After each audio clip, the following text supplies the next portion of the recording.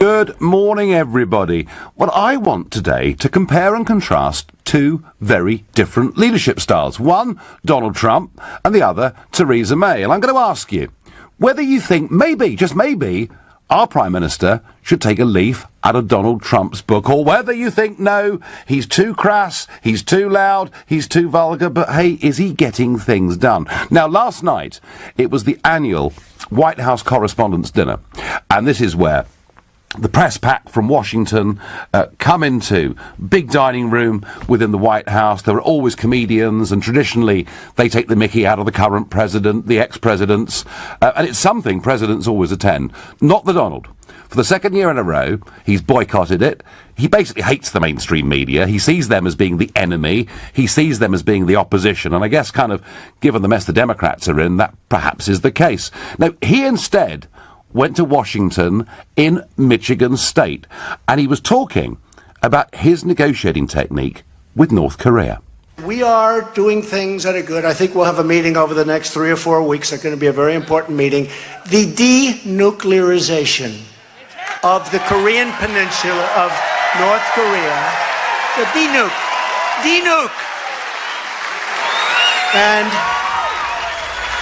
But we'll see how it goes. And again, whatever happens, happens. Look, I may go in, may not work out, I leave.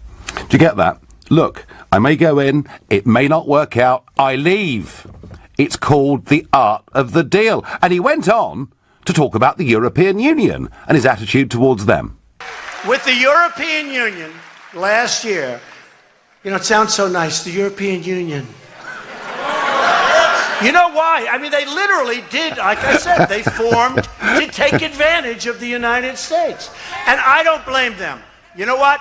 I don't blame them. I don't blame President Xi.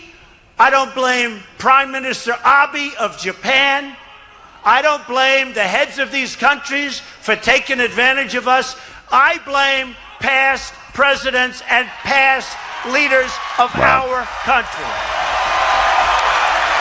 Rather as I've tried never to blame everybody in Brussels, but blame the British politicians who've got us into the mess that we're currently in. But again, you see, why is Trump talking tough like that? He's talking tough because we're coming up to a deadline. He intends to impose tariffs on steel and aluminum, as they say in the States, aluminium, as we say here. That deadline's coming up, and he's talking tough. And he's saying, look, you're not letting our agricultural products in. You're putting big tariffs on our cars. It's all part of the negotiation. He wrote a book about this some years ago. It's called The Art of a Deal.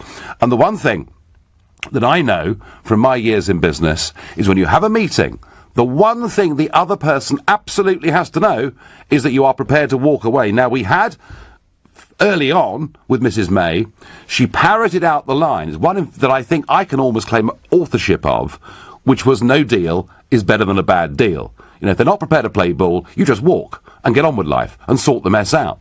But that now has been dropped completely. We now have a Prime Minister who frankly is absent without leave this weekend. She's nowhere to be seen, leaving the beleaguered, embattled Home Secretary Amber Rudd, who isn't just in trouble over Windrush, and I'll talk a bit more about that as the hour develops, but she's increasingly in real trouble over her European Union stance. There she was on Thursday. She was at a lobby lunch in Westminster, and she couldn't say emphatically that we would leave the customs union. And today, the Sunday Times say Rudd teeters as leaked papers show she backs plan to water down Brexit. Basically, she's backing a plan that would give EU nationals preferential treatment in terms of coming to this country over people from the rest of the world. And if you remember the big referendum debate about immigration, it was that we should treat people equally regardless where they come from. So I'm asking you this morning, do you think Prime Minister May needs to take a leaf out of Trump's negotiating book? And if you think, no, Mrs. May's handling this all absolutely fine, we're going to get a good deal with the EU, then call me on 0345 6060 973. Or maybe you think, do you know what? She needs to find a backbone. Trump has proved with this remarkable few days in North Korea that sometimes, if you stand up tough to bullies, things can start to go your way, in which case text to 84850. Or maybe you think there's another approach somewhere that I'm missing in all of this, in which case tweet using the hashtag Farage and LBC at LBC, and of course watch us on Facebook. We're live here in the London studio, and you can comment there too. And the news overnight from Korea is quite extraordinary. We saw that remarkable meeting of the two leaders take place on Friday. And yeah, I know, there have been attempts at this before, two major attempts at North and South Korea coming together, but nothing quite on this scale. And today we hear, now, whether you believe it or not, I don't know, but we hear that North Korea plans to shut its nuclear testing site in May and reveal that process to the outside world. And that is what we're being told by the South Korean government. But when it comes to negotiations, when it comes to leading a country, when it comes to Brexit, which, there's no question, is one of the biggest things that any peacetime government has ever had to do, does she need to take a leaf out of Trump's book? Let's just hear again, despite the wonderful news from Korea over the course of the last few days, let's just hear once again Trump's negotiating tactic for when he meets Kim Jong-un. I may go in, may not work out, I leave. There you go. Pretty clear, isn't it? He wants this to work. Any prospect of denuclearization on that peninsula would be extraordinary. And there's no doubt in my head that Trump so far has played an absolute blinder on this. Those Korean leaders would not have met without Trump raising this issue. And, let's be fair, without China deciding it too, at last, had to do something. And China did. What's China done? It's made the sanctions so tough on North Korea that part of the reason that Kim is being as pleasant as he is and nice as he is his country, frankly, is on the verge of economic collapse and perhaps even starvation. So I do think this achievement by Trump is quite extraordinary. I kind of half joked on the midweek show a few days ago that maybe Trump could be in line for a Nobel Peace Prize, and that led to a fair bit of reaction on Twitter and elsewhere. But Obama got the Peace Prize. Obama was given the Peace Prize before he did anything on the basis of what he might do. Well, Trump is actually genuinely trying to denuclearize the Korean peninsula. And since I said that, I've noticed one or two commentators in this country and in America saying much the same thing. Could Trump be up for a Nobel Peace Prize? Well, I can't see it. And I'm afraid that many commentators still today don't want to credit Trump with what is going on. But hey, does Mrs May need to be more Trump-like, or am I completely missing the point? 0345 6060 973. Let's go to Mark in Palmer's Green. Good morning, Mark. Oh, good morning, Nigel. So, well, you're obviously a very good friend of Donald Trump, yeah? I confess that, Mark. Yes. Yes. Okay. Could you ask him ever so nicely? And I know he's a very, very busy man. But could you ask him to come over and sort Brexit out for us? Well, I think the trouble is, Mark, that when the President talks about the European Union and Brussels and the European Commission, he does so in such a way, he almost makes me sound like Ken Clarke and a Europhile. But hey, maybe that's what we need, Mark. I think so. Because this I gave my vote to this government. I gave my vote for the first time to the Tories to get this done. And Brexit means Brexit, Mark. Remember, Brexit means Brexit. Yeah, Brexit means Brexit. But do you know what? I think one of the most unbelievable things is that I think Brexit is now in the hands of 10 to 12. Sore losers on the backbench, on the Tory backbench. Mark, it's not in the hat. I think there's a few more people involved than that. I get your point about parliamentary arithmetic, but there's a piece out today, Mark, in the Sunday Times, and it's written by Richard Tice and John Longworth, and they head up Leave Means Leave, and I guess their most prominent key player is Jacob Rees-Mogg, and they're basically saying that what Theresa May has done, even more than being in thrall to 10 or 12 backbenchers, is she's allowed the civil service to lead these negotiations, and of course the civil service don't support Brexit at all. Weak, very weak, very weak. And as far as Jacob Rees-Mogg goes, utin numero 10 melunga rem, which is Latin for get JRM in number 10. All right, Mark, thank you. Thank you for that testimonial.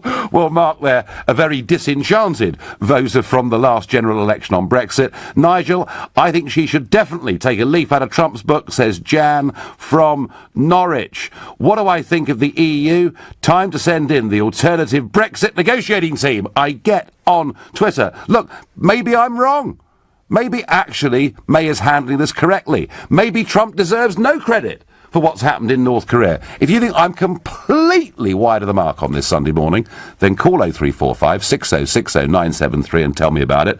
In a minute, I'm going to interview Richard Tice, the co-chairman and founder of Leave Means Leave, to get his analysis of how this government is so far handling Brexit. When Trump negotiates, he plays hardball. He threatens fire and fury. And hey, do you know what? He also gets the Chinese to put really tough sanctions on North Korea, and he's got them to the negotiating table. I think it's an amazing victory. Not everybody agrees. Ford says on Twitter, Nigel, even a stop clock is right twice a day. Just because Trump might have something to do with North Korea, it really doesn't make him a great president. You're fooling yourself. Ford, perhaps you work for the BBC, Ford, I'm not sure. They seem to be struggling at all this morning to credit the president with anything. But hey, good things are happening in Korea. And, of course, with the European Union. He talked very tough in Michigan last night about the EU. Why? Because the negotiating deadline is looming. But in all of these negotiations, Trump has one simple tactic. Here it is. I may go in, may not work out, I leave. I leave. And the other side knows if it doesn't work, he leaves. Well, that is a bit of a contrast, it seems to me, to what's happening in this country. And joining me now is Richard Tice, co-founder of Leave.eu. And Richard has co-authored a piece this morning in the Sunday Times. Good morning, Richard. Nigel. Reading your piece, it's almost as if the person really handling our Brexit negotiations isn't the Prime Minister, isn't David Davis, the Brexit Secretary, it's a shadowy civil servant. Well, that's the truth, and he's a gentleman called Ollie Robbins, and he's been the chief negotiator for many, many months now, Nigel. And David Davis is sort of the public face of it, but seems to have lost considerable power. Ollie Robbins reports direct to the Prime Minister, and his track record over the last 8 or 9 months, sadly, is woeful, and that's why we're in the pickle we're in. Now, he of course, himself was famous. I mean, we can all change, of course, as we get older, but he himself was famously pretty anti the Eurosceptic movement at Oxford University, wasn't he? Well, he was. He wrote some articles, actually, defending methods in Russia and the Soviet Union. But, of course, people can change. Yes. But the real issue is where we are today, and the European Union are literally playing with us like a cat plays with a mouse, because they don't believe that we're prepared to walk away. Yeah. And this is the moment, and unless something changes rapidly, we will continue to be played with for the rest of this year, and the noise will continue. It will just get more and more embarrassing. We will end up with a really bad deal. This is the moment to wake the European Union up by changing our senior negotiators and bringing in some people who actually believe in what they're doing. If you don't believe in what you're doing, whether it's your job or what you're negotiating, you're just not going to do a very good job. And this guy, Ollie Robbins, doesn't believe in what he's doing. Well, OK, the Prime Minister could remove Ollie Robbins and put somebody else in, and you know what? The public would barely notice. But there is a very prominent political figure out there called Amber Rudd, who's the Home Secretary, who struggled, Richard, at a lobby lunch on Thursday to say we'd be leaving the Customs Union. And also in the Sunday Times today, they report that leaked papers show she's got a new immigration plan that would water down Brexit significantly. Does she need to go as well? Well, I think she's been struggling all week, but actually she's been probably let down by some of her Home Office officials. It's not all on her plate, and someone who gets 200, 300, 400 emails a day can't be expected to see all of them. So no, I think the real issue is that the civil servants have got to do, they've got to follow government policy, And if they're not, then we need to bring in other people to do that job, and actually people from outside the civil service who can come in and believe in it and negotiate the right sort of deals. Now, June is a very, very big moment. June and October are the two really big moments, as I see it, with the negotiations this year with Brussels. June being the Irish border, October being whatever shape a future trade deal may or may not take. It seems to me, from everything that's being said by Mr Verhofstadt and Monsieur Barnier, or Barrier, as we now know him, it seems to me that the only way that they sort of let us off the hook on the Northern Irish and Republic border is that we effectively have to stay tied to all EU rules now and into the future. Well, what's extraordinary is that no one is holding the European Union to their own internal report produced by Lars Carlson called Smart Borders 2, which sets out in very clear language how we can have a frictionless border. And, you know, why will they not apply what their own expert recommends?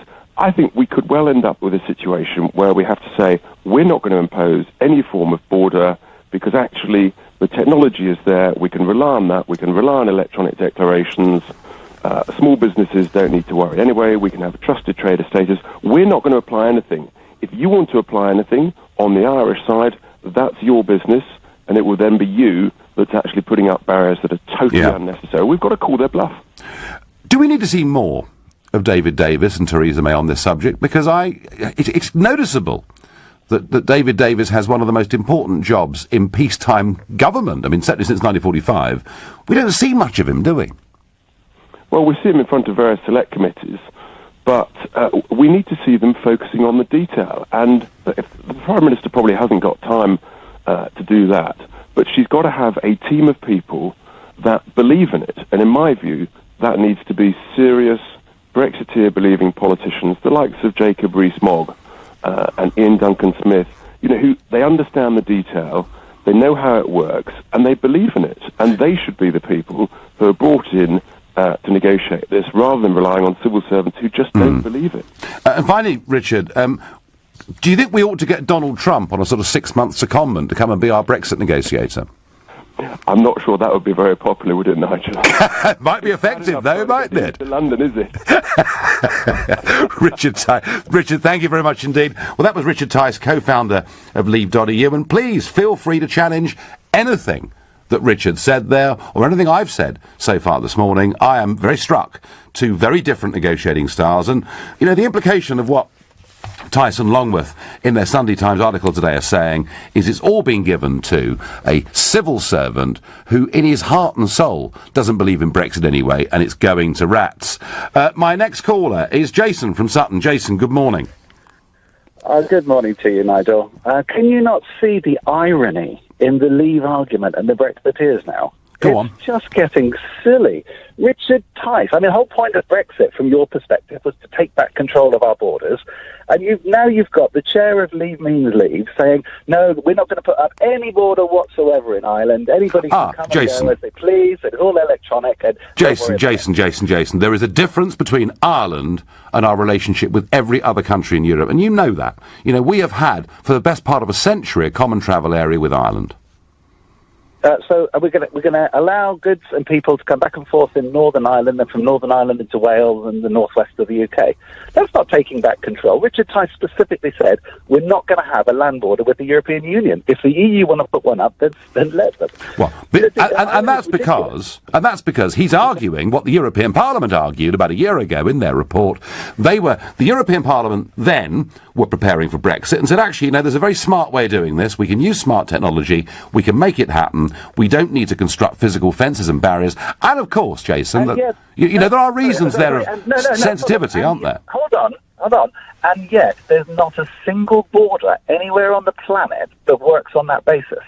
No, and there is not a single one. And can you name another relationship on the planet like that of Britain and Ireland? It's a unique... Ukraine and Crimea. We've got a we've had a very complex, very difficult history, and, you know, after the First World War, the Republic was formed, the Irish Free State was formed, and, you know, we've had this common travel area virtually ever since then. It is a unique relationship.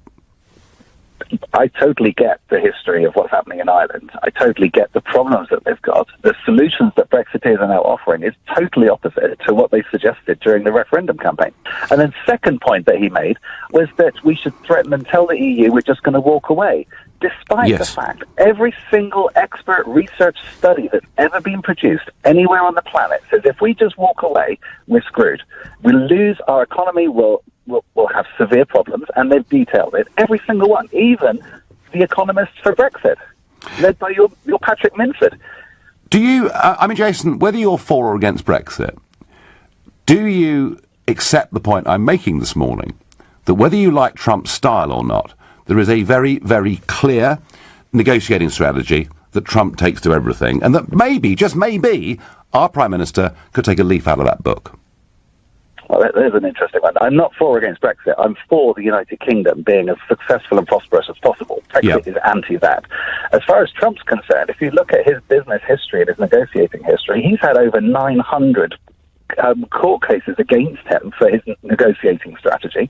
He's had the number of bankruptcies. He's a failed businessman. If he just put his money in a bank account when he inherited it, he'd be more wealthy today than if he ever started a business. Don't think that flies, Jason, at all. He did inherit some money, but compared to what he's worth now, it was a relatively small sum of money, and you're quite right to say he's had a hugely checkered career, but he's worth about $7 billion, Jason, maybe 8. Well, we won't know, will we? Because he never files his tax returns, keeps them all secret. Nobody knows what he's worth. They just listen to what he says he's worth. Well, I tell you what, if it's all people do anyway. If it's all on borrowed money, he's got an awful lot of borrowed money, because there are golf courses and estates and real estate. Oh, Jason, I'm making a point that I do not think it makes much sense for the British government to have someone like Ollie Robbins being the most important person in this negotiation. What, a faceless bureaucrat in the United Kingdom? How dare we do that, having said that the EU shouldn't have them? Well, here's the point, actually. The point is that it's the faceless, unelected bureaucrats in Brussels. Actually, they have got faces, because Mr Juncker and Mr Barnier, and we know their name. But they're the ones who make the decisions. In this country, surely the civil service should do the politicians' bidding, not the other way around.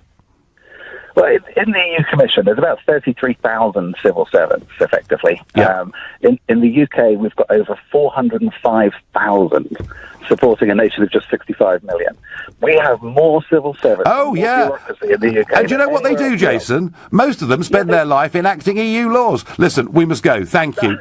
Do David Davis and Theresa May need to take a leaf out of Donald Trump's book in terms of negotiating with the European Union? Trump last night was talking about Korea, and he's very, very pleased that the two leaders of North and South Korea have met, that he's going to meet with Kim within the next few weeks. But even in that midst of what could have been euphoria, what does Trump say? I may go in, may not work out, I leave. See, that's the point. That is the Trump negotiating style. It does not appear now to be the British negotiating style. All that was said in the election about no deal is better than a bad deal seems to have disappeared completely, amidst arguments that maybe the civil service have been given too much power. But before I get back to that, just a thought on Windrush. Clearly what happened was wrong. Was it the willful intent in 2009 of a Labour government that the landing cards of those who'd come from the West Indies should be destroyed? No. Was it the willful intent of Theresa May when she came in as Home Secretary in 2010 that we should try and victimise people who've been here for 50 or 60 years? No. Of course it wasn't. There clearly has been a huge admin mistake. But that's now got conflated with the wider issue of illegal immigrants being in the country. And when Amber Rudd is asked, were there targets for getting rid of illegal immigrants? Oh, no, she says, as if to say, well, if I said there was, we'd look horrid and nasty.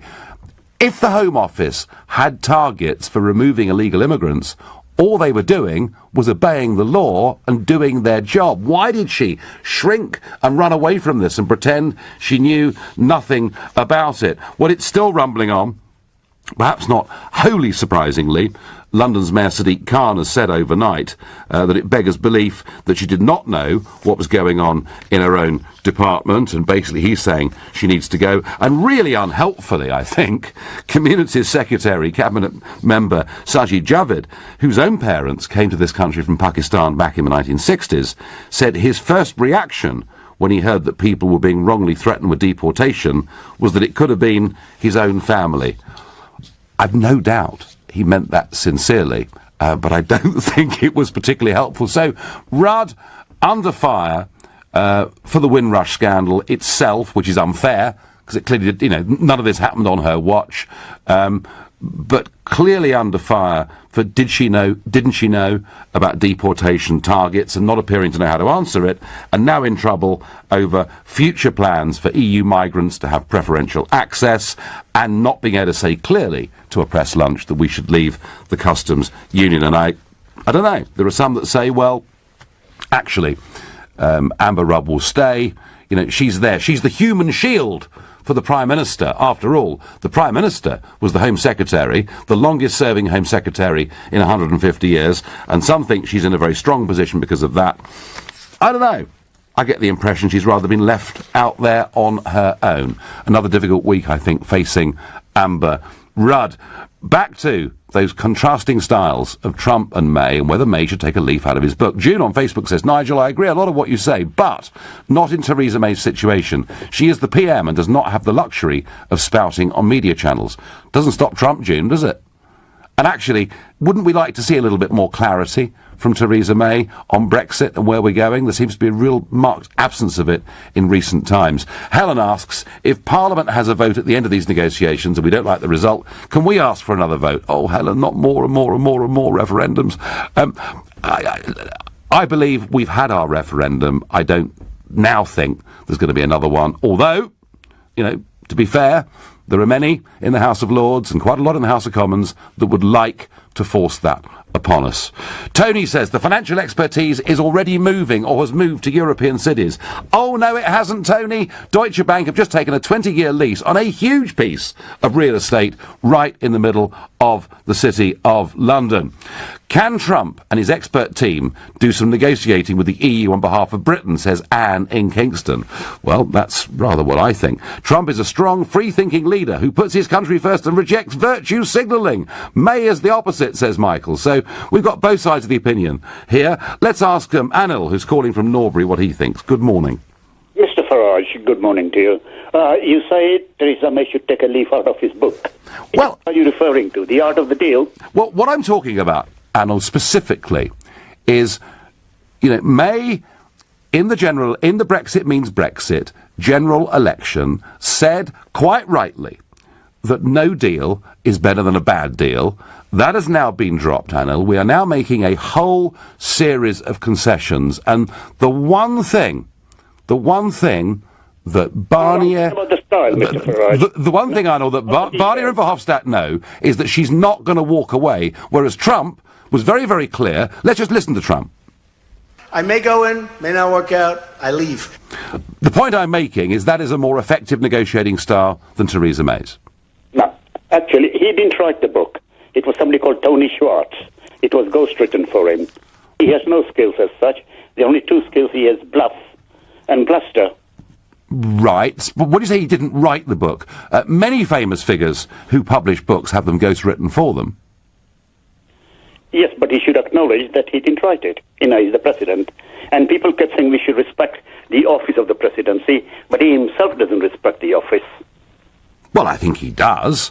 He's just got a different style, a different way of doing things. Well, I can go out in the street with some bullies, That doesn't mean it's a good style. All right, well, okay. Right, you clearly don't like him or his style, and a lot of people feel the way that you do. Would you at least acknowledge that what he's done in North Korea is quite extraordinary? To a certain extent, yes. But apart from that, I don't think he has achieved much for his Well, I tell you what. If he brings about world peace and stops North Korea becoming a nuclear power, that on its own would be a monumental achievement. Look what he's trying to do in Iran. He's trying to undo the deal, so there'll be more trouble in the Middle East. And I think there's more trouble from the Middle East than from North Korea. Well, Iran is a country that he does not trust. He sees Iran as being a state sponsor of terrorism. He sees the Iran deal as being a lot of US taxpayers' money being given to Iran in return for a series of assurances that aren't actually being checked or backed up. Yeah, so all the who back the deal are wrong, are they? Actually, I have to say, I'm very suspicious of the Iran deal. I don't like the look of it myself at all. I know the European Union love it, the British government love it. I'm not sure that it's right. And to be fair, he was very much elected promising the American public he would reverse that deal. So it is kind of democracy in action too, isn't it? He was elected to build the wall and bring back work to the Rust Belt. I don't think American public is interested in foreign affairs. They hardly know what's going on beyond their own state. Oh, don't be sad. They're not all, they're not all sort of, hicks living up in their hills. I mean, I know. Rust Belt, oh? Well, are jobs coming back to the Rust Belt? Yes, they are. Has the wall been built? Not yet, but I agree with you. He needs to do that to maintain his promise. What do you think the jobs are coming back to the Rust Belt? Which jobs? Oh, if you look at job creation in those Midwestern states where he won with such tiny majorities, but where he won with tiny majorities in areas where Hillary thought she would win, jobs and money are coming back to America. And whichever way you cut this, the American economy is growing at 3.1% per year. In some states, is as high as 4.5%. Now, you could argue he inherited a good economy, but on that side of it, he's doing pretty well. I mean, the only alteration he has made is tax cuts for the rich. I mean, how does that affect the jobs within 1 year? Huge numbers. And actually, if you're a rich person living in New York, there's almost no tax cut at all because of the way it writes off against local state taxes. And what you've seen are big corporations now promising huge numbers of new jobs, giving bonuses to workers on huge scale. Anil, you and I are not going to agree on this. I thank you. Let's go to Kumar in Ealing. Good morning, Kumar. Good morning, sir. Great privilege to talk to you, since you're probably one of the two best politicians of the last 25 years. Oh, gosh. What we know about Trump and Korea is the following. Now, if you accept that Kim is a megalomaniac and a dictator and an ego to... You really think that sort of man is going to cower to the belligerent rhetoric of Trump? I don't think so. And clearly you don't know Korean psyche. The truth of the matter is that the reason why Kim came to the negotiating table on Friday in a historic agreement was because he had been read the Riot Act a month earlier by Xi Jinping. And the reason Xi Jinping read him the Riot Act is that Trump accidentally, and this is where I credit Trump 10% credit, but 90% goes to Xi Jinping, because Trump had stumbled upon Xi Jinping's Achilles heel, which is trade tariffs. And that's, given that the Chinese economy has fallen from 10% 10 years ago during the Olympics to 6.3% now, clearly a 40% decline is massive, and he can't afford for a further decline. Now, what do we know about Trump? We know that he's debased the political debate with the terms of fake news and calling people lying, cheating, lying, crooked, etc., which, thank God, we don't have in this country. And I think when I've seen debates with you, you've always been polite to people, and people, for the most part, been polite to you. The other thing we know about Trump is a pathological liar. And we found out this week he used to use an alter ego called John Barron and John Miller, trying to bump up his net worth.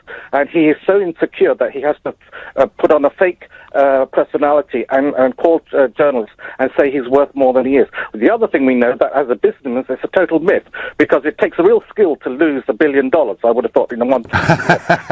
Kumar, the one thing he is an extraordinarily good salesman, and he has proved on some big real estate deals that he's done that he can be highly effective as well. And on the Korean thing, and this is perhaps key. This is perhaps key to negotiating South Kumar. Just have a listen to South Korea's foreign minister telling a CNN correspondent on Friday what she thought. Clearly, credit goes to President Trump. He's been determined to come to grips with this from day one. Now, that is the foreign minister of South Korea. And you're right, though. He put the squeeze on China. China acted. China has put, really tough sanctions on, and that's what's got Kim to the table. It's a combination of the two, but Trump was the catalyst for this. Go on. May I respond just briefly? I promise to be brief. You see my statements on point. First of all, she's the foreign minister of South Korea. What do you think she's going to say? It's like Mandy Reese Davis. She would say that, wouldn't she? Get real. Please get real. But you say he's a salesman. I say he's a con man because he claimed his net worth was higher than it was, claiming that he'd inherited so much property from his father. He hadn't. He only inherited his property from his father in 1999. We're going back to the 80s when he was trying to get into the Forbes rich list. So he's a total, and it should have been Art of the Dodgy Deal. Tony Schwartz has said himself, I should have renamed it the Art of the Dodgy Deal. Can you say, Kumar, just to sort of finish off this, and we understand your position, and you've got a lot of passion on this, can you say anything good about Trump as president? Sure, absolutely. He's a very brilliant con man, and he's based. And that's why you two are peas in a pod. You deserve each other. Well, that's very sweet of you, and a very, very happy Family Sunday to you as well, Kumar. Does Mrs. May need to take a leaf out of Donald Trump's negotiating book by making it very clear? Let's listen to it. I may go in, may not work out, I leave. Maybe that's what she's got to do with Brussels. She did kind of hint at this in the election, but it all seems to have been dropped. So that's what we're talking about. But my favourite story of the morning, I love it. Exposed. Russians tried to swing election for Corbyn. Thousands of robot Twitter accounts bombarded voters. In fact, measuring the number of these accounts compared to the Brexit referendum, there were many, many, many times the number. So I rather like this, because the very group of people who've been saying that Brexit happened because of the Russians, that Trump happened because of the Russians, now find themselves the beneficiaries of the Russians. But it didn't help them win the election, so how is this conspiracy that people mucking about on Twitter could have swung it for Trump or swung it for Brexit? I'm bored with all of this. I'm bored with this Russian collusion story. Can we please now call it a score draw and all move on? Let's go to James in Beaconsfield. James, good morning. Good morning, Nigel. One of the things I have to say about you, which May lacks, is you do things with passion and vigour, and your Brexit campaign reflected that. May lacks an awful lot of that, as the Trump is very passionate as well. But what I wanted to say was, I believe Kim Jong did what he did so that he would get... It's the old shakedown, where you go into a pub, you start a fight, and then you say, oh, if you pay us, we won't fight anymore. So I think that's where he has gone with that. He's done it. Oh, gosh, James, I don't know where you are, but this forecast of big northerly gales appears to have struck Beaconsfield already. Get somewhere quieter, call us back, please. John is calling from Chigwell. Good morning, John. Hi, Nigel, how are you doing? I'm doing very well, and I'm fascinated by people's reaction to this contrast between the Trump style and the May style, and maybe he's got something that she hasn't. Well, do you think that Theresa May would phone Good Morning Britain and ramble on for 30 minutes? Mrs. Thatcher, Mrs. Thatcher, I remember calling into Jimmy Young, and calling into the Today programme, so Margaret used to do things like that. Yes, John? Yeah, 3 days ago, Donald Trump called Fox and Friends, and he rambled on so much that the host had to say to him, well, Mr. President, I'm sure you've got better things to do, and put the phone down on him, because he was... I would suggest that everybody actually watches that clip on YouTube. Nigel, look, your mate Donald Trump, this is a man who lied to get on the Forbes rich list, right, so that he could make himself into the person he is, because once you get on the Forbes rich list, this means that you can borrow billions and billions of pounds, and that's what happened. People have borrowed him all this money on the back of a lie. If you think that Mr. Kim, right, is going to be outsmarted by Donald Trump, you've got another thing coming. The only reason why Mr. Kim is meeting with Donald Trump is because he doesn't have a mountain to fire his little rockets from anymore. Right? Do you know, John, when Obama was president, rather than facing up to the increasing threat to the world of North Korea, with that regime developing its nuclear ambitions, what Obama chose to do was to hide away from it and do nothing.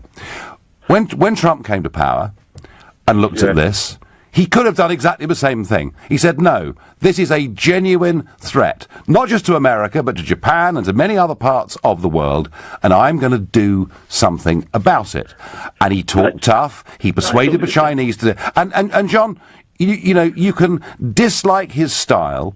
You can be against his sort of bravado, and you may be right when you say that he's over-egged his CV at times. Well, there aren't many in the world that haven't done that at some point in their lives. But John, I think that by talking tough, he's managed to get Kim to the negotiating table. And even if Kim is not wholly sincere, isn't that a good thing? You know, look. What I think that Donald Trump should do, is he should mind his own business from other countries and think about the thousands of Americans who are killed every year by guns in this country. That would be a better take-up of his time to ban guns in this country, because you said how strong he is. Yeah. And it will take a very strong president, to come along. Right, and to come along and take on the gun lobby. Why doesn't he do that? Because there's thousands of Americans being killed. I know, and forget the. Actually, John, there are more Americans being killed by obesity every year than are being killed by guns. There are lots of things presidents could do, but he's done something good here, I believe. John, I thank you. Joy says, and I agree with this totally. Message on Facebook. Joy says, "Where on earth is the PM at this crucial time? Both she and Amber Rudd should be sacked." Well, I agree with the first bit. Where is the PM at this crucial time? Hazel says, "I think PM May must be giving Amber Rudd advice." OK, pretty sarcastic there from Hazel. Mike is calling from where? Mike, does the Prime Minister need to learn a thing or two from the Trump philosophy, which is you walk in being prepared to walk away? Absolutely. And I think if that had been the attitude from the outset, we would have been a lot further down the road to breaking free from the EU than we are now. I think that the attitude from the EU has been all along to dangle a carrot in front of us, but they've been taking, and we've already conceded far too much. And I can tell you what really terrifies me about this whole situation is that our government is choosing to disregard the impacts of the immigration has had on this country, uncontrolled levels of immigration. They disregard the housing crisis. Wow, Mike, you're speaking on the Sunday when Boris Johnson is proposing an amnesty for up to 700,000 illegal immigrants, when the Home Secretary Amber Rudd, according to this leaked report, is looking at continuing to give EU nationals increased access. And it looks, Mike, although this government intends to do almost nothing about the subject. Well, all I can say is that one of the main reasons for your success was not the situation with regard to, it wasn't immigrant bashing, it was trying to make people aware of the impact that uncontrolled levels of immigration have had on this country and are continuing to have. And I cannot for the life of me understand why none of the government seem to acknowledge it. It's not numbers is a big issue. I understand that. We do need people in this country to do certain jobs, but the thing is, they've completely overlooked the fact that there are a number of companies in this country that advertise exclusively in Eastern Europe for jobs. Oh, I know. And they're going to do nothing about it, Mike. Absolutely nothing. Mike, I thank you. I've got time for one last quick call on this. Martin from Epsom, good morning. Good morning, Nigel. Thank you for squeezing me in. Not one bit. So, does May need to take a leaf out of Trump's book, or is Trump just a wrong 'un? Well, I wanted to point out a couple of things that might change your mind on Trump. Let me know what you think afterwards.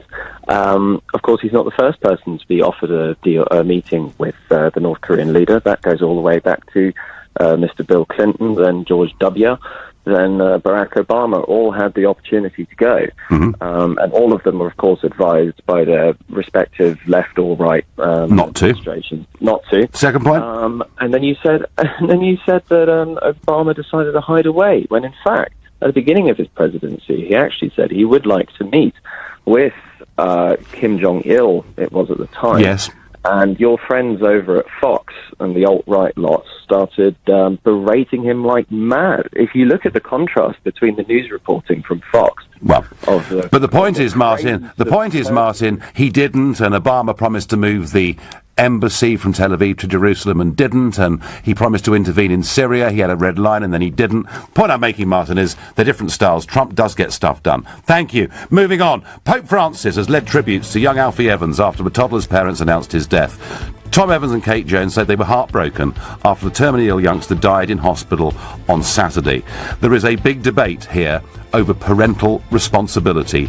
Who should have the say over a terminally ill child? And if you think doctors are best equipped to make all those decisions, call 0345 6060 973, or perhaps like me, you think parents have a right over their child's final days, text to 84850, or maybe you're happy that the courts banned little Alfie from going to Italy to receiving other treatment, in which case tweet using the hashtag Farage and LBC at LBC. Watch us on Facebook. We're live from London next. Those of you that have been listening for some time to me on LBC will know that last year I became very involved in the Charlie Gard case, the little boy who had a critically ill condition, but the opportunity to go to America for some radical new treatment. Absolutely no guarantee that that treatment would have worked, but that was very much what the parents wanted to do. No cost of a state, the cost of the flights, the treatment, everything was covered, but doctors, the medical profession, politicians, the courts, all got together. The establishment got together to say, no, the final decision of the doctors in this country, that is it. Charlie Gard can't go to America. And Donald Trump tweeted about it. The Vice President tweeted about it. And indeed, after Charlie Gard died, in fact, Vice President Pence did meet the parents. Well, we've had this week, we've had the Alfie Evans case, a similar case in many ways. Little boy, 23 months old, with a very rare condition. Doctors in this country deciding there was nothing more that could be done. But a hospital associated actually with the Vatican in Italy that looks after very sick children thought they might be able to do something. But it hasn't quite worked out that way. To help us through the timeline, the story, what's happened here, how the public have responded, how the authorities have responded, is Michael Gaffney, LBC's reporter, who's been following all of this. Michael, good morning. Morning, Nigel. Hope you're well. Yeah, I am well. I'm well, but I'm vexed because I do actually think that if parents want to take a child somewhere else for treatment, they should be able to do so. But in this case, Michael, how much treatment? I mean, had Alfie Evans basically been in a hospital almost since he was born? Very nearly.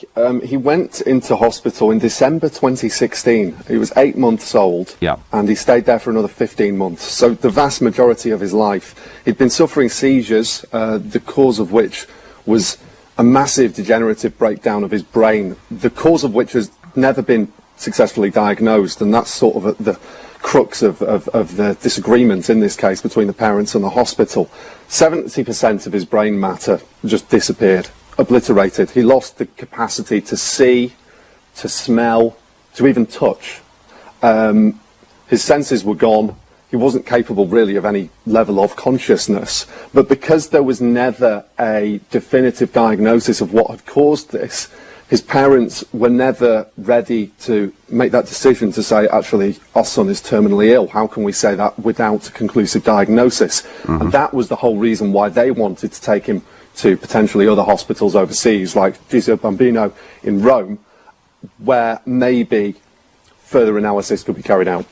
And why do hospitals like Alder Hey, or in the case of Charlie Gard, Great Ormond Street, why do they seem to be so opposed to parents taking a child to a different country?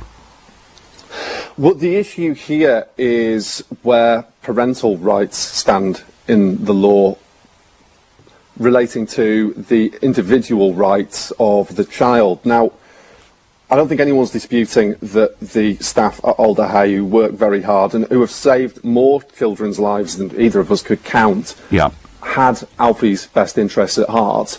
But they'd reached a point where they were convinced, even though they couldn't diagnose exactly the cause of what was wrong with him, that he wasn't going to have any quality of life, and that it would have actually been a cruelty to impose continuing to exist on him. That was their judgment call. Now, Alfie's parents argued that they had the right as parents to say what was best for him, but as it currently stands in UK law, the individual rights of a child as a patient override the rights of what parents or other people involved might feel. And yet, Michael, let's imagine another Alfie Evans, but the difference being the parents are multimillionaires and the child's in a private hospital somewhere in West London. I'm pretty sure that in that case they'd have been able to fly the child to Italy.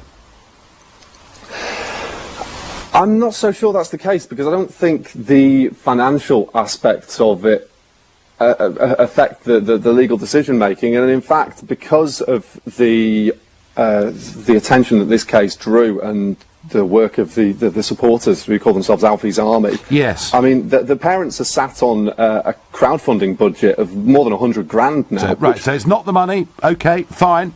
And Alfie's Army, I mean, I saw this remarkable picture, Michael, and you must have witnessed it, of about 20 police officers in high-vis jackets outside Alderhay Hospital, and I wasn't sure, was that to stop Alfie's parents taking him out, or was it to stop protesters getting in?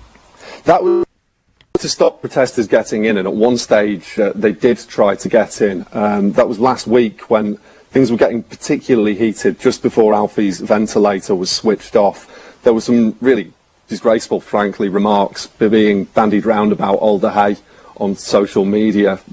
I mean, to say that a children's hospital is a death camp is not something that is acceptable in polite society. And yeah, the majority of the protesters who gathered outside the hospital were peaceful and followed the instructions to be peaceful and to be respectful, which the family, to their credit, consistently put out. Certain individuals intimidated staff members, verbally abused them, and that wasn't good to see. No. Okay. And finally, Michael, the life support machine was taken off. Alfie lived for another 4 or 5 days after that. Is there any reason the parents weren't allowed to take the child back home? Well, that was discussed in court. I was at the final High Court Family Division hearing that was held in Manchester, and Justice Hayden, the judge who's been ruling on this from the start, that was his idea, was if we can at least come to some arrangement whereby Alfie can be taken home and at least end his days in the comfort of home, let's do that. I think the only reason that didn't happen in the end was just for technical reasons. Certain arrangements had to be made in terms of getting equipment and kit to their home.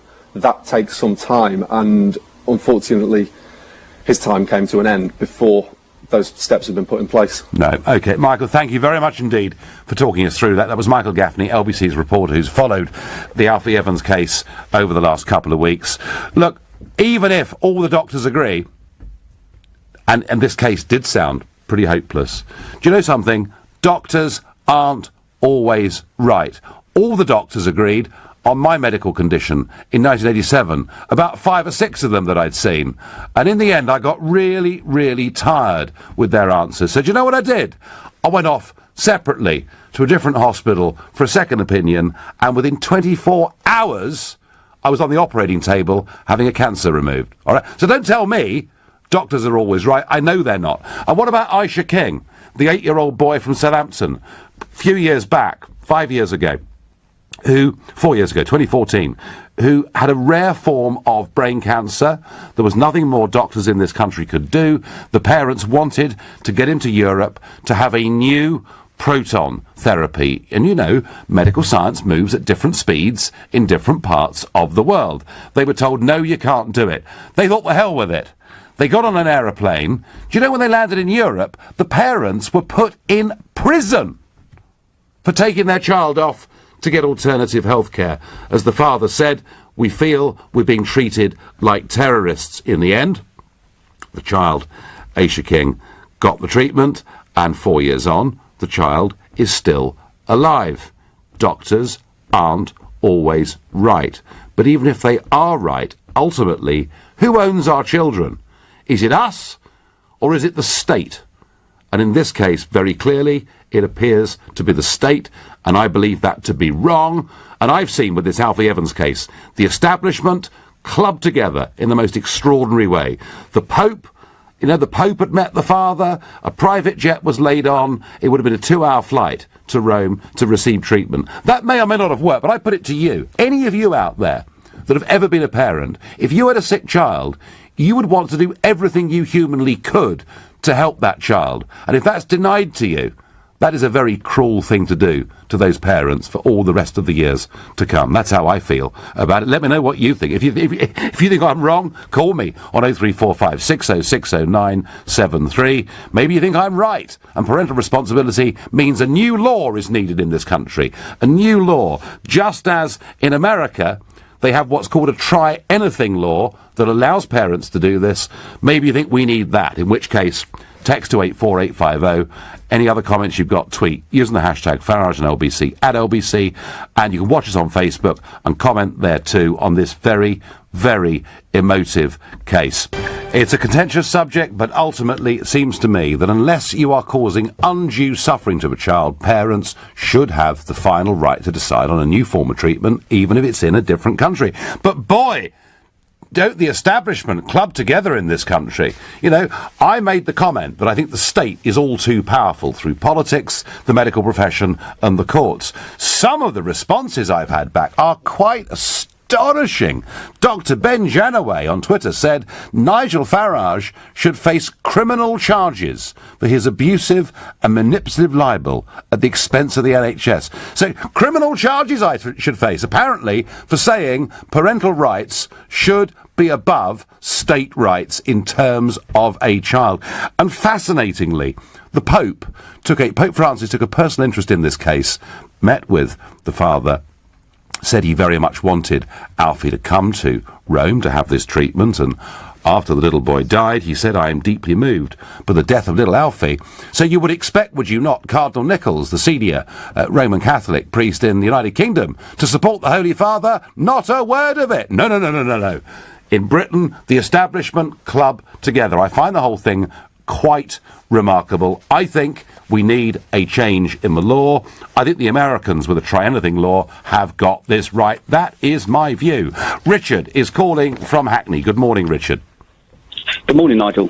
Good morning. So, is it right that the state can make a decision that the child should not go somewhere else for treatment?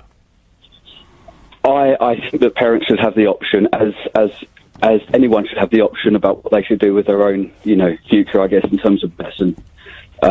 My feeling is that there is a restriction to do with money.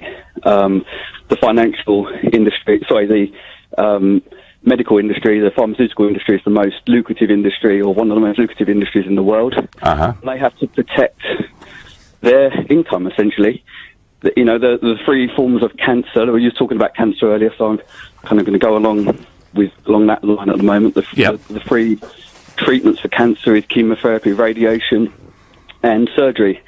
And if one person comes up with a treatment that's more effective than those, all of those billions of pounds that are pumped into the pharmaceutical companies to research drug therapies for that condition will be moved away and be directed towards one person. They cannot let somebody else, another organisation, doesn't matter where they are, treat cancer in a way that's more effective. So it's the vested interest, Richard. That's the argument you're making. I believe so. Yeah, no, I'm listen, all through the history of humankind, progress gets stopped by vested interests, one of the reasons Wilberforce took 25 years to abolish slavery wasn't because people didn't agree with him morally, but the vested interests that were making money out of it didn't want it to happen. And, if you were making vast amounts of money from a drug, you'd be very loath to accept something new would come along. But, Richard, how would you feel if you were these parents and you'd been offered and the chance to get a private jet straight to Rome to get this treatment, and that had been denied to you? Isn't that just wrong? It's wrong. There's no reason why. If a treatment doesn't have any side effects and it's not going to be harmful, and they've been denied any further treatment by the medical profession here, why can they not go and seek the treatment? Absolutely. Does the law need to change? It does need to change, but we need to work out who the law is, who are the people making this law, and I bet you that the government organisation in charge of it are in bed with the pharmaceutical companies, are in fact part of a conveyor belt that, you know, people work for the pharmaceutical companies, they then go and work for... Do you know, Richard, you sound like President Trump. Because this is the sort of criticism that Trump lays at the pharmaceutical industries and the costs charged for... Even he as a president can't change it, so there's obviously something... Yeah, no, you make the point very well. Thank you very much indeed. No, thank you. Nigel, parents don't have a right to cause suffering to a child after a judge hears medical evidence to say that this will happen, says Gary. Gary, look, I do understand this. If the parents are making a choice that would put the child through huge, unnecessary extra suffering, I do understand that. I'm just not quite sure I heard that argument in this case. You know, it would have been a 2-hour flight, but I understand the point you make. Look, this is not easy either way. Ultimately, it's who owns our kids? Do we as parents own our kids, or does the state own our kids? That, to me, is the debate. Jackie is calling from Greenwich. Good morning, Jackie. Hello, Nigel. I wanted to say, when people are calling for changes in the law, they have to be very aware that extraordinary, unusual cases make bad law. For instance, the law as it stands, there are some religions, for example, Jehovah's Witnesses, where blood transfusions are regarded as not correct. Yes. And doctors frequently have to go to court when they fail to persuade to enable them to be able to give the blood transfusions to the child. Mm-hmm. So what I'm saying is, and I would say that the current law is pretty straightforward, parents don't own their children because children have human rights, and those human rights are enshrined in law. So, for instance, you cannot decide to send your child out to work at the age of 14. You cannot abuse your child. Now, I would in no way accuse the parents, in the current case, of abusing their child. I would say extreme love, extreme concern, care. But I would say all the arguments have had a chance to be aired in court. Now, you're convinced that it's some kind of establishment conspiracy. Well, I'm certainly not. Well, Jackie, I do find it... But I'm on their side over this. I do find it extraordinary, Jackie, that the Pope can speak as vociferously on this subject as he does, and yet the senior Roman Catholic priest in this country says nothing. I find that extraordinary. Well, as I say, I'm not a Roman Catholic, so I really don't know. But as you say, I can remember. I do come from a family where there is Roman Catholicism involved, and I can remember that my father was asked in the case of my mother by a doctor, should they save the child or the mother? And the advice from my mother's priest was at odds with what my father believed. He said preferably both, but the mother. Yes, very difficult, isn't it? Very. And what I'm saying is, when it comes down to it, these issues are not simple. No, they're not. No, Jackie, they're not. The favour of this country is they were able to go to court and have the arguments listened to. I just feel it feels to me like the state owns our kids, and I take your point, about owning children and human rights. I take the point, Jackie. I thank you for your passion, and the point about the Jehovah's Witnesses is a very, very strong counter-argument that says actually parents can make very bad decisions sometimes. What an extraordinary thing to say, I get on Twitter. No one owns a child; they are their own person, which is why the law has to step in from time to time to protect their interests. Well, okay, but a 23-month-old can't make their own decisions, therefore, actually, we go back to the state, don't we? Actually, we go back to the fact the state has control over this. The Americans do have a try-anything law. I am tempted by that. Jordan is calling from Belfast. Good morning. How you doing, Nigel? Yeah, I'm all right. I just feel very sorry for these parents, and I can't believe the way the state comes together, whether it's in this case or the Charlie Gard case, and anyone that dares question it gets abused. Exactly. I mean, I wasn't even aware of the American law that you stated before, the try anything law. Yeah. Yeah. It means that you can move a child from state to, the doctors in your state can say that's it, there's no more we can do, we recommend life support's taken off, and you say, well, actually, do you know what? We're going to go to Texas, because they've got something there that we want to try. Yeah, I mean, I'm not even a parent myself, but, I mean, if I was to have a child, you would move heaven and earth, and I think it's absolutely ridiculous that the British government has decided, basically, that this child deserves to die. I mean, it's a very sad state of affairs, to be completely honest with you, and all I can really do is have sympathy for the parents. It's ridiculous. Yeah, I have sympathy for the parents, just as I had sympathy for Charlie Gard's parents, who I met during those last few very difficult weeks. But trouble is, Jordan, there are going to be more of these, aren't there, as the months and years go on? Oh, no, it's not going to stop, especially with, well, I don't know. I'm trying not to be pessimistic, but I don't see a bright side. This is just going to get worse and worse and worse, and especially with the more power that the state has, the worse it's going to get. Jordan, you've summed up my feeling on this. The state has too much power. Thank you. Matt from Sidcup says, it's pretty shameful to be hijacking this case just so you can have a pop at the establishment, as you frame it. Matt, I'm not hijacking this case. I'm being utterly consistent in all of these cases. I think the state has too much power. I think parental rights matter, and I think parental rights have been trampled on in this case, and it's extraordinary, Matt. And I haven't criticised the doctors for their treatment. I've just said that medical science can move at different speeds in different parts of the world. Look, Matt, please, at the Aisha King case from 4 years ago. They were put in prison for taking him off for a new form of treatment that did actually work. And yet when I make this argument, I get told I should face criminal charges by some in the medical profession. The state has too much power, folks. We need some kind of change in the law. I'm not pretending I've got that legislation yet drafted, but I do think we need to have a debate about it. Please agree with that, disagree with that. 0345 6060 973. Rebecca, yet another first-time caller from Southend. Good morning. Good morning. So I'm a paediatric nurse. Aha.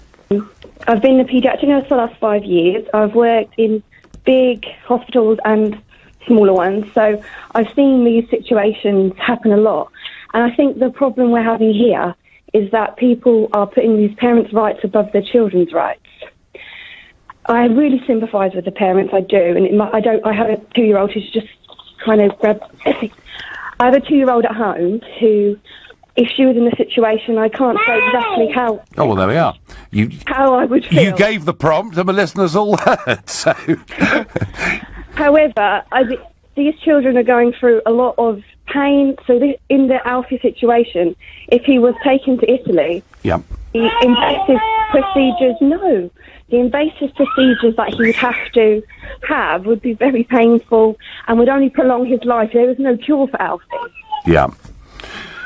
So was it right then, Rebecca, and you've got experience of this, was it right then that the parents were stopped from carrying out their wishes? Yes, it was. Okay, Rebecca, thank you very much indeed. Rebecca, a paediatric nurse who believes there was no hope at all for little Alfie, and therefore the right decision was made. Medically, that may well be right. I just do not like the power of the state and the way they all club together, and nobody is even allowed to criticise. Something wrong there, in my view. You're listening to the Sunday edition of the Nigel Farage Show. From the Charlie Gard case last year through to the Alfie Evans case this year, I do think that if I was a parent and there was a small chance that there was some other treatment that could be found, I would want to take it. And I bet almost all of you listening to this show would feel the same way. I get by text, Nigel, I'm with you 100%. Parents should have the right to explore medical treatment in other countries. If my child had only 1% chance of survival, then that is hope. Isn't that how all of us would feel? Now, it may well be in this case, medically, it was impossible. But I would remind you, doctors are wrong. I know that because I'm still here. If I'd stuck with the team I'd had, I wouldn't have been here. Pauline on Facebook says his parents should have had that choice, even if it didn't work. Linda says it doesn't stop other countries getting help to this country. Linda, you'd have thought so, wouldn't you? But here goes with the Charlie Gard case. He was going to be taken across to a hospital in the Midwest of America to get treatment. He was stopped from doing so. In the end, the Americans said, that's fine, no problem. We'll fly to the UK and administer the treatment here. Oh no, that wasn't allowed because it wasn't a drug already on our registered list. So whichever way you cut this, to try and give people new and experimental treatment, if it comes from overseas, it seems the establishment stops it from happening. And earlier on, caller said it could be the pharmaceutical industry. I don't know. I just see it as the big state, the all-powerful state, being simply too powerful. But, you know, some don't agree. Have you lost your marbles, Nigel? Alfie couldn't hear, smell or see. His brain was almost non-existent. Even if he could be saved, who'd want to be like that? Well, actually, if he felt nothing, then the argument that Karen makes that he was too ill to travel doesn't really apply. If he wasn't feeling anything, what was to be lost by doing it? Roya is calling from Swindon. Good morning. Good morning. Hi, Nigel. Hello there. So, you know, Maria, actually. But is that, well, we've had a few spelling problems this morning. Maria, hello. hello. Now, tell me, do you think the right decision was made in this case? In this case, I agree. But what if you get an instance that the child is of a faith that doesn't believe in blood transfusions? So if we let that case go and say, yes, a parent's got a right to say what happens to children, so if you're in a faith that doesn't believe in blood transfusion and that child is going to die because it doesn't have a blood transfusion, and they have the right to say yes or no to it. So that's where you've got to be very careful. Yep, and that's a religious issue, isn't it? Exactly. So if we say a law of saying that a parent's got a right to the decision of what a child does, I totally agree what you're saying. Yep. Get me wrong on that one, I totally agree with that. But if we allow it, then you're going to have Mormons who don't believe in blood transfusion. They might have a small child or whatever sort of, a relation, something like that, who doesn't believe in blood transfusion, and their faith is no blood transfusion, so that child will die. How would we stand there? Well, at the moment, we have the power to override the parents' wishes, don't we? Although we may have to go to court to do it. So you're arguing, Maria, you're arguing that if this new piece of law came into being, it could actually be counterproductive. It could be, yeah. No, okay. Look, do you know what? I take that point. I understand that point. I said earlier, I haven't drafted the legislation, but I do know in America, had American parents faced this situation, they would have been able to make their own decision, Maria, and in this case, they weren't. Totally agree, Nigel. Exactly what you're saying. I'm on your side on that side. But you've seen the thing is, there's a different side of it. You've got another side to it. Yeah. So if you let one thing happen, then another thing may happen as well. No, you've made the point beautifully, thank you. Blood transfusions, it's a very, very strong point. John says, the state owns all of us in one form or another. Well, boy, isn't that clear from this story. I was told by 5 different doctors that I had a kidney infection. The 6th doctor I saw said it was gallstones. Within half an hour, it was dealt with. Bev, do you know, Bev, I made the point earlier, I was misdiagnosed horrendously back in 1987. If I'd stuck with the medical establishment, I would not be here. And what about Aisha King? Told the little boy wasn't allowed to travel to Europe. They travelled to Europe anyway. The parents get arrested and put in prison, and 4 years on, the boy is alive and well. Don't tell me the medical establishment is always right, because it isn't always right. It can't possibly ever always be right. Bill is calling from the Costa del Sol. Bill, we've got, they're talking about snow here, possibly, in the northeast of England. 50-mile-an-hour winds and rain in the south. What's it like on the Costa del Sol? Very nice, about 23, 24 at the moment, just getting a bit higher. That's going to really, really cheese people off as they're soaked going about their business today. So, Bill, tell me, how do you feel about this? What it is, I feel very bad about it. I feel someone should sue the government for unlawful killing. Wow. That's a bit strong, isn't it? My father died at the similar situation. He died of asbestos. And when I got his records, there was something in the records saying not to resuscitate him, and it's a code called 333. Right. It's 4 3s they put on your file. So if you go to the hospital now, and they say, "Oh, you've got cancer or you've got asbestos or whatever," they put on your file not to resuscitate you. Yeah. They could put that today, and in a year's time, a nurse will look at it or a doctor will look at it. And they say, don't help this person, keep them comfortable, give them some morphine, and basically they're killing people. basically, and I had an heart attack in Spain like this year. I went over in the street, I collapsed, and I was rushed to the hospital here, and I had an heart attack. And they saved me life. Well, but Bill, equally that could have happened in the UK too, couldn't it? And you know, I've been dead. You know. Well, I don't know. Bill, you know, I've suffered at the hands of the NHS, but equally, when I've had my plane crashes and car smashes and all the various things I've had in my mixed life, when I was an absolute emergency, I've been looked after very, very well. Bill, I thank you very much indeed for your call. Alfie and his parents should have been allowed to go to Italy. Should have been allowed to. For me to even have to write these words, yeah, you're right, the state is just simply too powerful. If what the parents are proposing in terms of medical care is detrimental to the interest and welfare of the child, then the authorities must step in. Now, that would be the right way round, wouldn't it? If what the parents were proposing really was wrong, then the authorities would step in. As it is, they have the absolute right from the beginning, and it's for the parents to make the case to get the child to go elsewhere. And even when drugs can be brought in from America to treat a child, we're told that can't happen because it's not on the list. This is a classic case. This almost is more about the size of a state than it is about this child who sadly died's medical condition. Nino is calling from Ely in Cambridgeshire. Hello, Nigel. Hello there. Yeah, normally I agree with you. On this case, I can't. All right. The first point is not the state that makes the decision, it's judges that make the decision. All right, well, all right, Nino. Let me try you on this. State-appointed judges. It's still the state, isn't it?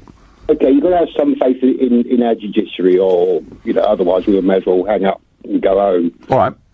You've got to. In the end, someone's got to make a decision. Yep.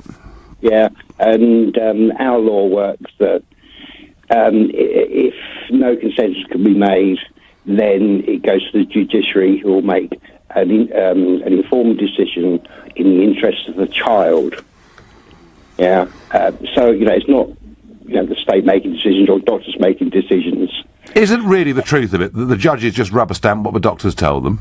Well, let's hope not. Let's be kind to them and say they've got to, they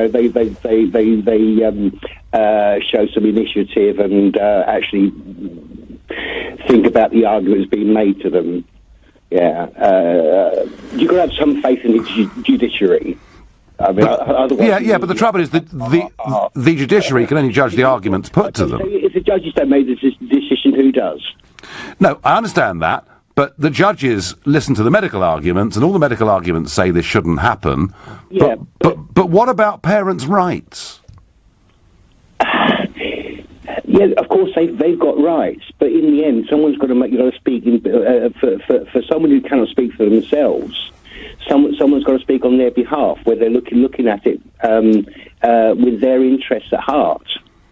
And you can't say parents always have the child's interests at heart, because that's rubbish.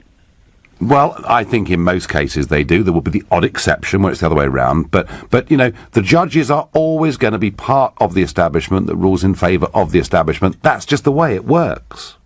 Then what would your solution be? I mean, in the end, well, I'm make a decision. I'm proposing. I'm not proposing. I mean, others have proposed, and I'm supporting the idea that we need to have a change in the law.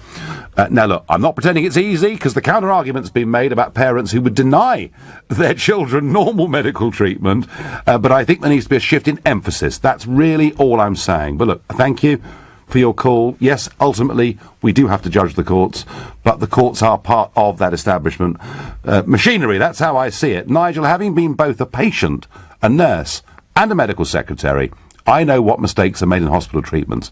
Of course, parents should be allowed to further treatment for their child, wherever it may be. You're listening to the Sunday edition of the Nigel Farage Show. Could it be that the medical establishment actually is frightened of the concept that patients could go elsewhere and get treatment that's not yet available here? Would that put them in a bad light? I don't know. Seems to me that science, of course, moves at different speeds and in different places. I do wonder whether there is an element of that to it. Les, another first-time caller from Brentwood. Good morning, Les. Good morning. So what's your perspective on this? Nigel, I think the point you just made, I think I agree with that on the whole. But my point is, I think a lot of people are missing the main point. We're not leaving this down to some parents that might have religious ideals, or they might be idiots or whatever. We're saying that in England, a hospital has said, we can't do anything more for your child. We want to turn off his life support. Yes. And these parents have scouted around the world and found another hospital that says, we think we can have a go and maybe we can help him. Why the hell can't he be released? Do you know what, Les? That's the most... that, to me, is just good, plain, common sense. I absolutely agree with that. And yet, yeah, we're frightened almost, aren't we, of allowing patients to go abroad and get other treatment. What's wrong with us? I know. It happened with Alfie Gard. It's happened with this chap. And I've been boiling all week watching it. And I was really... I was boiling most when Piers on breakfast television, he's normally really outspoken, and he kept really quiet about this, and I really don't know why. I know why, Les. I know why, Les. Because if you criticise the medical establishment, they're not used to it. You know, you get big TV debate programmes, and something about the NHS comes up, and everyone says the doctors and nurses in the NHS are wonderful. End of conversation, move on. You're not allowed to criticise them at all. And when I criticise them, collectively, with the big state, I'm told by doctors on Twitter that I should face criminal charges. Maybe Piers didn't want the aggro. And if they could get you into court, they would. And thank Christ that there are people like you that do actually, you stick yourself in front of these problems, even though you might get... in trouble for it, and so I'm with you all the way on this. You know, parents, them poor parents. Yeah, I know. So you've really, Les, this case has really emotionally affected you, yeah? Oh, and I've never. This is the first time I've phoned in ever. I was sitting in my car, and I can't believe people are phoning up saying we've got to leave this to judges. Judges administer the law. How can a judge know more than the hospital in Italy that says we think we might be able to do something? I know. Les, thank you. First time caller there, felt so moved he pulled the car over and called us. What on earth do you think is in this for the benefit of the establishment in making this decision? There is no benefit for anyone apart from potentially of a child, which means an end to its suffering, says Tom, a dad in Charlton. Well, the benefit...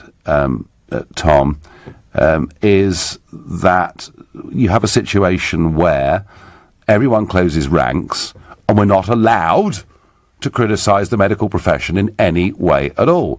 And effectively, if you get thinking like that, you're not in the right place. Everybody, whether we're in a profession, a religion, whatever it may be, we're all open to criticism, and that should absolutely be right. Karen says the right decision at the time was made by the judge, but if it had been earlier, it may have been different. No, Karen, it would have been exactly the same. It would have been exactly the same. You know, if this child was in that state, I don't think any different court judgment would have come from it. Mark is calling from Leeds. Good morning, Mark. Good morning. I just kind of wanted to sort of come against some of the arguments that have been coming up from some of the callers where they're suggesting that this hospital in Italy could have provided treatment. So I work in a cancer centre in Yorkshire. Yes. And the treatment that they were offering in Italy was not treatment, it was just an alternative package of care that would have led to the same outcome in the end anyway. So in terms of offering a last hope, there was, unfortunately in this case, no hope for this particular child. Now, some of the other cases that you've referenced, so I work as part of an oncology unit that are trialling new viruses and bacteria as treatments for cancers. So one of the previous callers suggested that it's all monopoly about the pharmaceutical companies. When we're coming up with new things all the time, it's just that this is the best that we have. Yeah. The argument's made that it's closing ranks and with refusing treatment, and so you gave the example of the Aisha King. I did. The drugs coming over from America. That was the Charlie Gard case, Mark. Yeah. Sorry. Yeah. Of course. Yeah. So it's not that we don't allow new drugs to come over. It's just that it has to go through a process where it's regulated. So even in the Alfie Evans case, there was treatments being offered from China that came from very, very questionable places.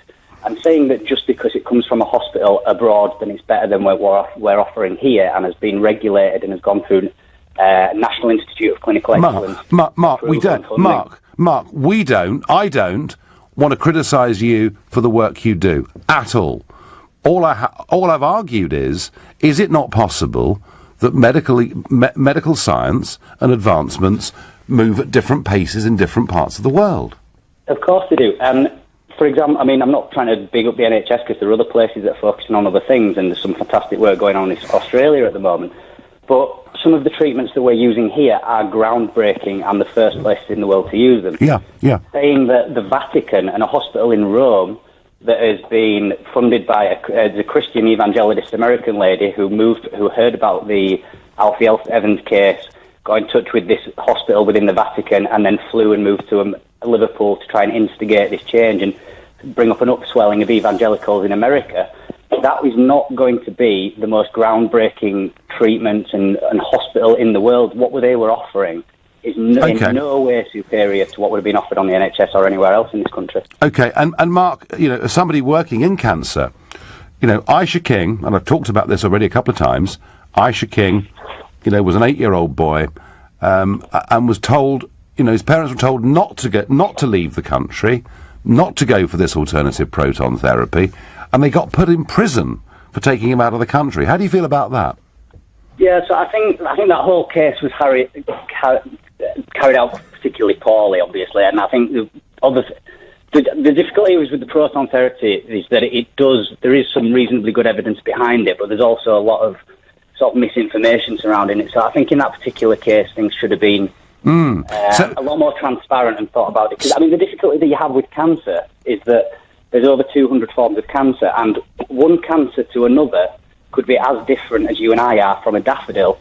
So, when people are coming on and saying that there's a cure for cancer and we're hiding it somehow, it's just ridiculous, because one thing wouldn't fix one and the other. So it is very complicated, and I do agree that the Aisha King could have been handled better. But do you understand my argument that parental choice, ultimately, in a free society, is a very important thing? I do and I don't. So, for example, nowadays I predominantly work with adults, but I used to work with paediatrics, and there's such... People cling on to hope. So recently I have a lady who's in her mid-50s, and her son is 27, and she's got end-stage lung cancer. She is expected to pass away within the next month or two, but her son refuses to believe it, and this is a grown man and it's his mother, and it's not a child that we're considering. And often, sadly, people switch off to what they want to hear and what they understand, and I completely sympathise with the plight of the parents wanting to do everything they can, but unfortunately it reaches a point where the information, the knowledge depth, and what a parent or an individual is willing to accept and take in terms of what they'll accept about the diagnosis, they will make bad decisions because they're constantly under stress and under anxiety and fear. Yeah. No, understood. Listen, Mark, great call and great work you do. Keep doing it, please. Thank you very much indeed. The hospital in Rome was only offering palliative care, and given there was a 0% chance of recovery, I would argue the decision that was made was morally correct, says Jamie from Putney, a point that Mark very much was just making. Clearly, in the Charlie Gard case, that wasn't. This was a supposedly revolutionary new drug that was going to be used. One of the big problems with this debate is you get involved with each individual case, you get a different argument. There was Mark, a cancer expert, agreeing with me that the Aisha King case had been handled badly. So sometimes the emotion of each individual case perhaps makes it more difficult to think about the whole. But the whole is parents need to have more rights than they've currently got. That is what I feel. I wonder what Natasha feels about that. Good morning. Good morning. Well, to be honest, I've been listening to this for a while now in the car, and I can't believe it. I'm honestly so infuriated by the whole thing. And to be honest, to me, it just comes across that this is all about money at the end of the day. Why could this boy have not been flown out? Well, actually, Natasha, money? No. There was a private jet. Ready to take little Alfie from, I guess it would have been Manchester, or perhaps someone even nearer, straight to Rome. The care would have been... Money was not a factor in this at all. This was a decision that had been made, backed up by the courts, with virtually nobody even Cardinal Nichols not supporting the Holy Father, and that was it. And this is what happens in these cases. The medical establishment makes a decision. No one dares ever criticise anything they do, and that's the end of it. I think it's disgusting. And the call that was just last on there, he was talking about different treatments. You know, this treatment might not work for one person, it might work for another person. Well, it's funny how they can sort of pick and choose which cases to use that ideology on. You know, they're still giving children, at the end of the day, chemotherapy that does just as bad things to them as it may do good, but you still do it because there's a chance of saving a life. Yeah. You know, it's, look, Natasha, I'm not, you know, I haven't tried to condemn the entire medical profession, far from it. There's good and bad in the medical profession, as there is in every other walk of life. Natasha, thank you very much indeed for your call. Thank you, all of you, for your calls, and a lot of passion, a lot of emotion. Yeah, you know, I know the chances of that little boy recovering were just about zero, but frankly, I think the way parents actually get treated in these cases, there's something wrong. I would like to see some form of legal amendment. I can't pretend I know exactly what it is. You've been listening to The Nigel Farage Show here on LBC.